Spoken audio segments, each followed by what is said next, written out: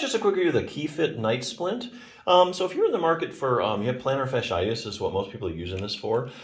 Why would you use something to put your foot in this? Why would you think of putting a contraption like this on your foot all night? Well, basically, one of the hallmark symptoms of plantar fasciitis is those first few steps in the morning are really painful. And that's because overnight, if you have plantar fasciitis, the plantar fascia tends to contract and stiffen overnight. And so if you get up and you start putting your body weight on it, it just kind of like overstretches it and it's painful. And I think it also kind of sets the whole healing process back because it's kind of like you're re-injuring the plantar fascia. So that's one of the hallmark symptoms of having plantar fasciitis. To get around that problem, they've come up with contraptions like this that you put your foot in and it keeps your foot and the plantar fascia stretched all night. So that's the whole idea behind it. Now, this is one of the more original ones that they came with. They do have Night Splint socks out there that are a lot less rigid, basically like a sock with a Velcro strap to pull your foot up. If you're looking at this and you're like, oh my God, I can't wear that thing all night, then you might want to look at a Night Splint sock.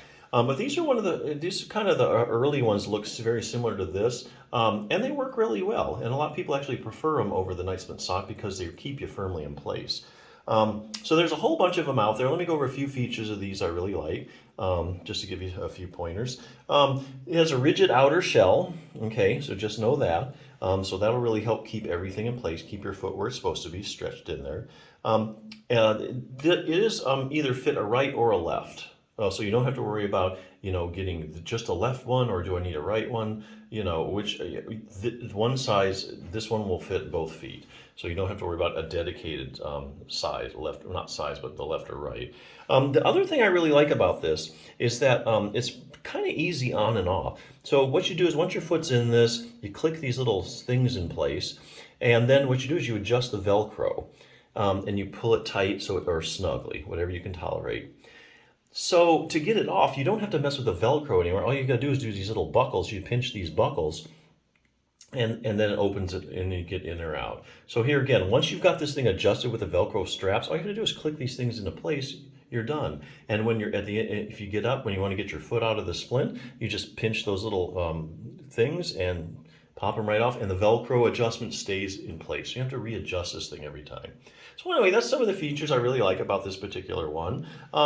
So if you're in the market for one, you're looking at more rigid ones, I think this one has some really good features to it. Now I do have to tell you, if you do have plantar fasciitis, it's kind of a myth going around out there that there's inflammation in your plantar fascia.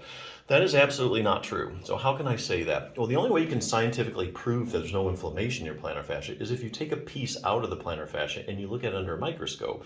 If there is indeed inflammation in the plantar fascia, we should see some signs, some cells floating around, some inflammatory cells. Okay, so there's actually a lot of studies out there that have looked at that. So what do they show? Okay, so this book, The 5-Minute Plantar Fasciitis Solution, has went ahead and compiled all the biopsy studies. A biopsy is when you go in, take a piece out. So these are studies where, say, they take 90 people with like chronic plantar fasciitis. They go ahead and they take a little piece of the plantar fascia out, they look under a microscope, and they say, hey, they're looking for inflammation, looking for inflammatory cells in the tissue. So what do they find? Well, I'll tell you what they don't find. They don't find any inflammatory cells, okay? So basically, that's how you can say all these studies are quite consistent. There's no inflammation involved. So if you've been trying to get rid of your plantar fasciitis by treating the inflammation, and it hasn't gotten better, that's probably why. You're treating the wrong thing. What do they find? What kind of cells do they find in the plantar fascia? Well, they find cells that are, there's evidence of degenerative changes in the fascia. So in other words, we have these cells going around that are trying to repair the plantar fascia. So basically what plantar fasciitis is, it's this incomplete healing process. You've got this tissue that is being stressed and then it's trying to recover, it's being stressed some more, it's trying to recover. And so the whole result is this thing just can't seem to heal properly, and so then you get pain in the absence of inflammation. So it's not the inflammation that's the problem. So what can help with that? Well, a lot of things help. Wearing these night splints keeps it stretched out. Don't underestimate stretching, because stretching is actually kind of key to getting this whole thing better. Stretching actually helps realign collagen fibers, which is what, when you heal tissues, that's what, especially these kind of tissues, they have collagen in them, and these collagen fibers have to kind of line up and get strong and heal. So stretching actually helps that. This whole 5-minute plantar fasciitis thing in this book is a stretching technique, but it's a specific stretching technique for the plantar fascia, not just the calf stretching. You want specific plantar fascia stretching. It also goes over the timing. So the timing is actually a big deal. So you may be stretching the plantar fascia, but you have to do it at key moments during the day in order to really get better, to keep from re-stressing and re-injuring the plantar fascia. This has actually been showed in randomized controlled trials.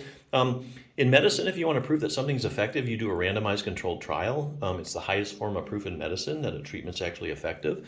There's about 4 or 5 randomized controlled trials saying that this stretching technique is really effective. So just another tool in your toolbox if you need it. If you're looking for a good night splint, you prefer the more rigid ones, I think this is a good one, so definitely check it out.